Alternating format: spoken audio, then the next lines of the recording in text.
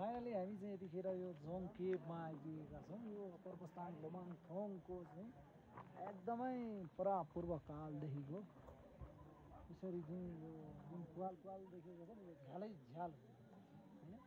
हामी चाहिँ यसरी यो इएमजी गाडीमा इलेक्ट्रिक गाडीमा आएको, कसैले बताउनु भएन, धेरैजनालाई मैले भनेको हामी गाडीमा आएको इलेक्ट्रिकमा भनेको होइन भन्नुभयो।